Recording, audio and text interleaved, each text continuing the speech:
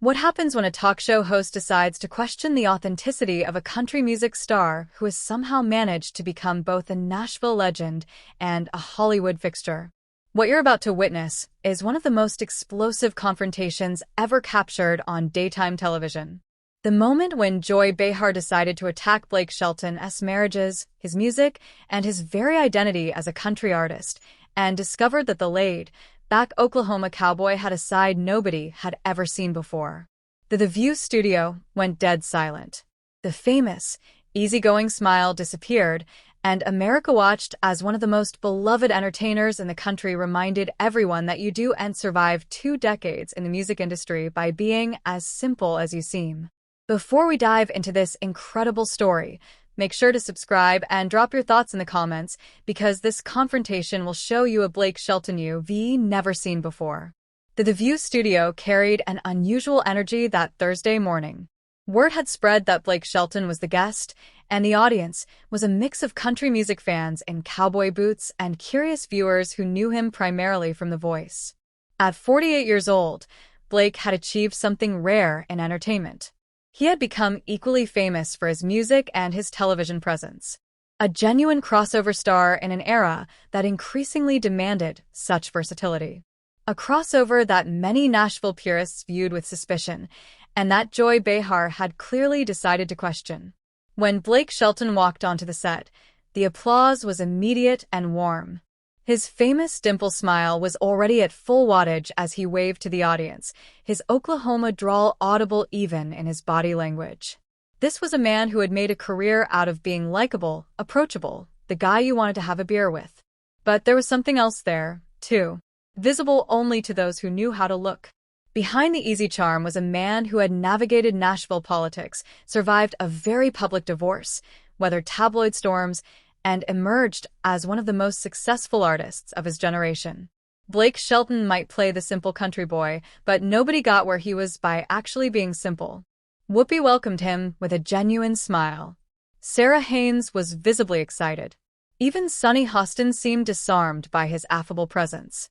Joy Behar, however, sat in her chair with that familiar expression, the one that suggested she had plans that went beyond friendly conversation. Blake Shelton, welcome to The View, Whoopi began. We're so happy to have you here. Congratulations on everything. The music, the voice, the beautiful family you've built with Gwen Stefani. Thank you, Whoopi, Blake replied, his voice carrying that warm and distinctive Oklahoma rumble. I appreciate that. I am living the dream, honestly. Every day I wake up and and believe this is my life. Then Joy leaned forward, and the atmosphere shifted immediately. So Blake, let us talk about something real, Joy said, her voice carrying an edge that made the other hosts exchange glances. You've become this huge crossover star. The Voice, Hollywood events, married to a pop star. But some people in country music say you've lost your authenticity, that you've traded your roots for ratings. How do you respond to the criticism that Blake Shelton has become more Hollywood than Nashville? The question was clearly designed to put Blake on the defensive. His smile flickered for just a moment before resetting.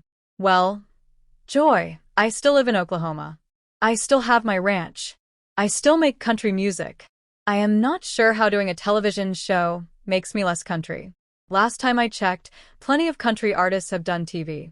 He shifted in his chair, his relaxed demeanor now carrying an edge.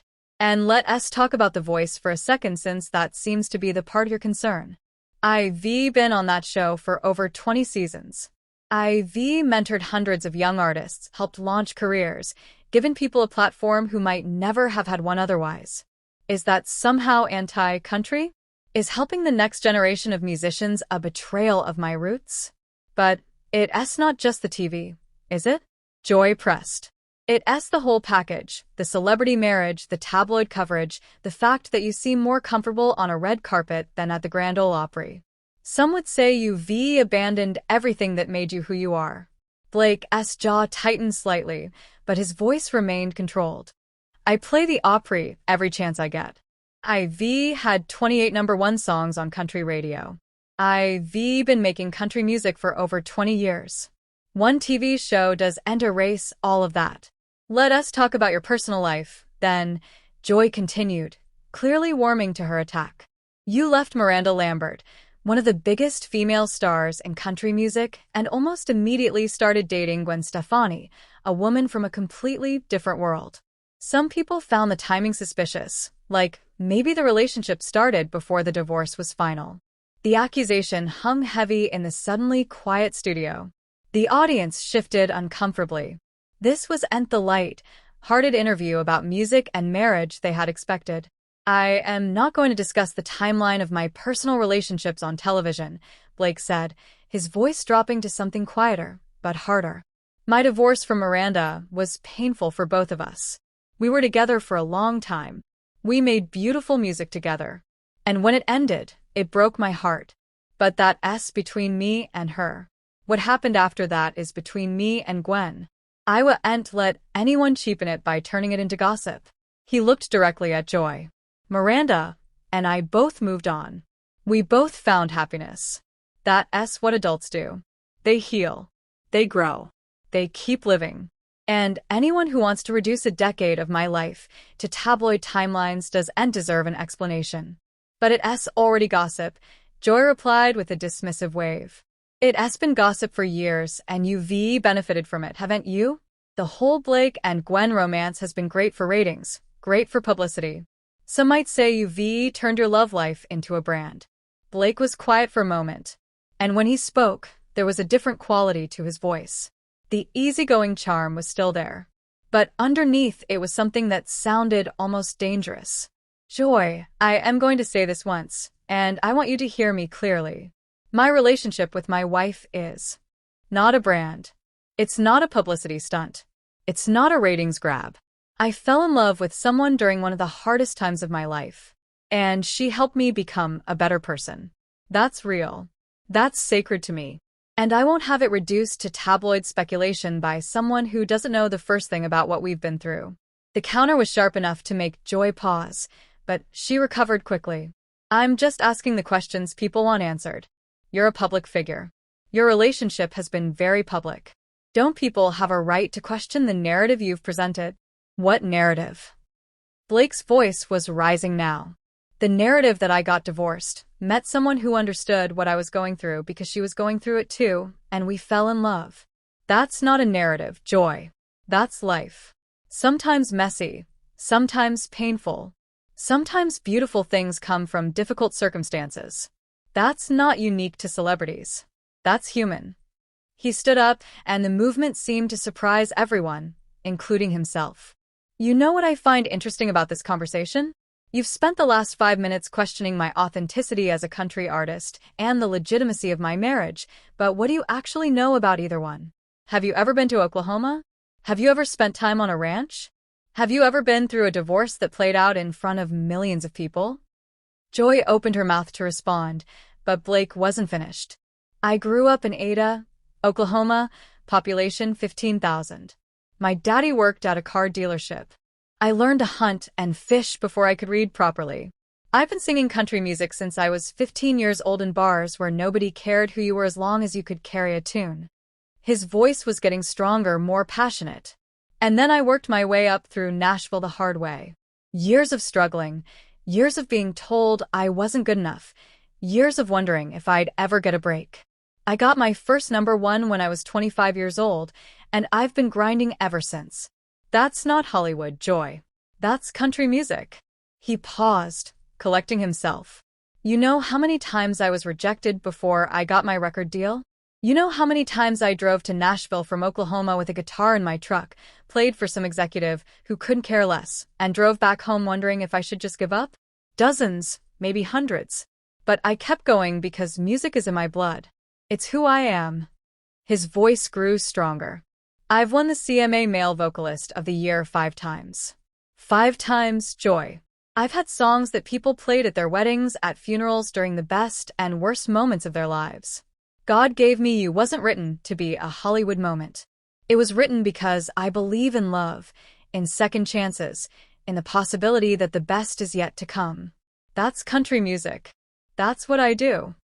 He looked around the studio as if seeing it for the first time. You want to question my authenticity? Come to Oklahoma.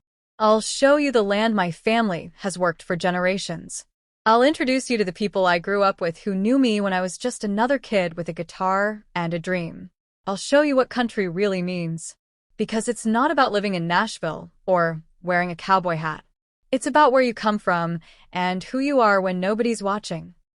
Joy tried to regain control of the interview. I think you're being overly defensive. I'm just pointing out that your image has changed significantly since you became famous. My image has changed because my life has changed, Blake fired back. I've gotten older. I've been through a divorce. I've fallen in love again. I've become a stepfather to 3 amazing kids. Of course I'm different than I was 20 years ago. That's called growth. That's called living. And I won't apologize for any of it. He paused, his voice softening slightly. You want to talk about something real? Let's talk about being a stepfather. I never had kids of my own. And then suddenly, I'm helping raise 3 of them. Kingston, Zuma, Apollo. They've changed my life in ways I never could have imagined. Teaching them to fish, to hunt, to appreciate the simple things. Watching them grow up. Being there for the moments that matter. His eyes glistened slightly. That's not a brand, Joy. That's not a publicity strategy. That's a man who is given a second chance at family and is trying every single day to deserve it. And if you think that's something to question or mock, then I feel sorry for you, because you clearly don't understand what really matters in life. He turned to look at the audience directly. I want to say something to everyone watching who has ever been through a divorce, who has ever wondered if they could love again, who has ever felt like their best days were behind them. It gets better. It really does. I found happiness when I thought it was impossible, and no amount of tabloid gossip or talk show speculation can take that away from me. His voice cracked slightly with emotion. When I met Gwen, I was broken. I'm not ashamed to admit that. My marriage had ended. My career felt like it was going in circles, and I didn't know who I was anymore. She saw me at my worst and loved me anyway. She helped me find myself again, and now we have this beautiful family, this beautiful life, and I wake up every single day grateful for second chances. He paused, and his voice dropped to something more personal.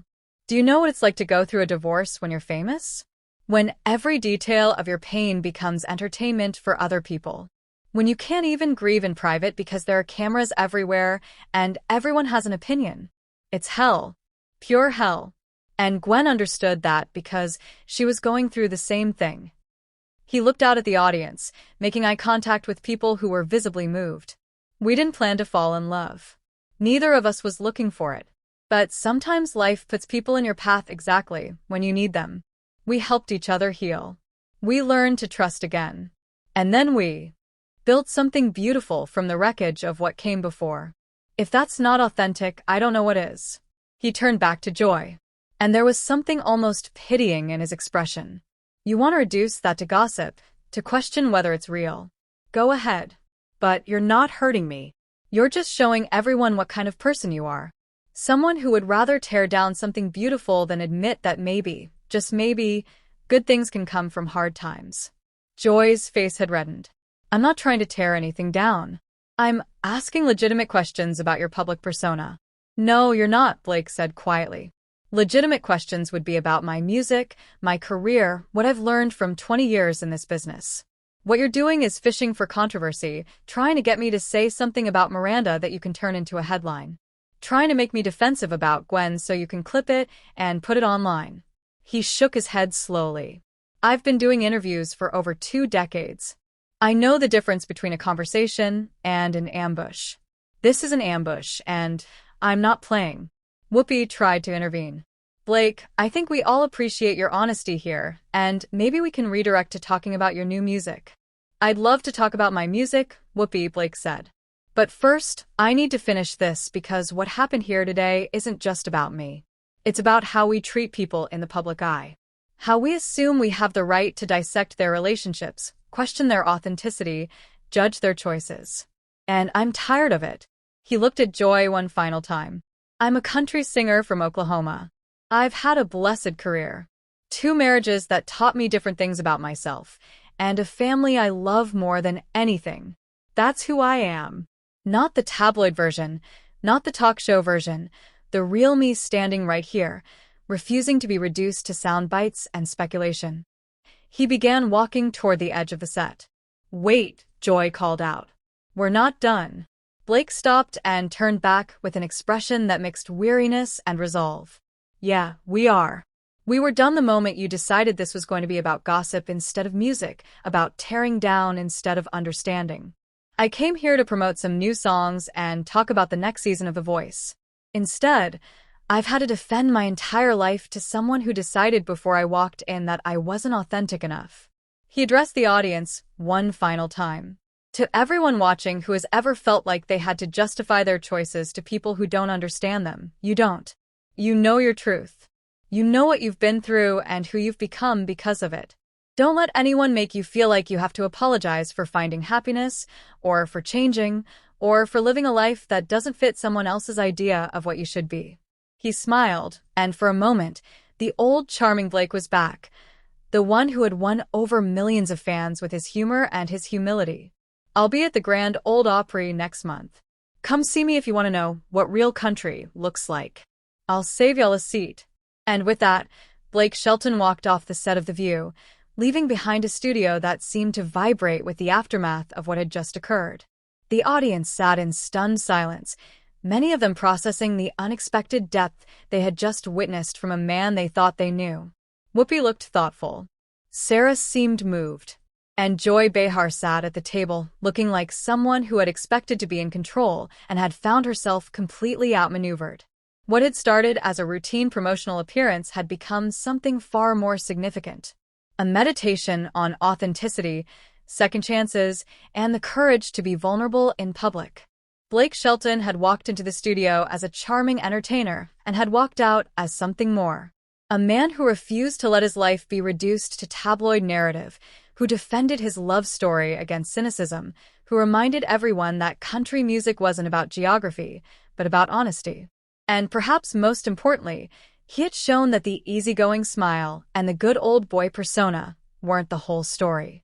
Underneath that charm was a man of depth and conviction. Someone who had experienced real pain and real joy and wasn't going to let either be cheapened by someone who didn't understand them. That was the Blake Shelton that most people never got to see. And on that day, in that studio, America finally met him. The aftermath of that interview would dominate entertainment news for days. Country music fans rallied around Blake with a ferocity that surprised even longtime observers. His next single would debut at #1. And somewhere in Oklahoma, on a ranch that most people would never see, a man who had started with nothing would continue living the life he had built, one authentic day at a time. That was the real Blake Shelton. Not the voice coach, not the celebrity husband, not the crossover star, just a kid from Oklahoma who never forgot where he came from, no matter how far he traveled. And on that day, he had reminded everyone exactly who that kid had become. For those who had sung along to his hits on country radio, who had watched him mentor young artists on The Voice with patience and humor, who had cheered when he found love again after heartbreak, there was something deeply satisfying about watching him refuse to be diminished. He had never pretended to be anything other than what he was, a country boy with a good voice who got lucky and worked hard and never stopped being grateful for the life he'd been given. That was the real lesson of that morning.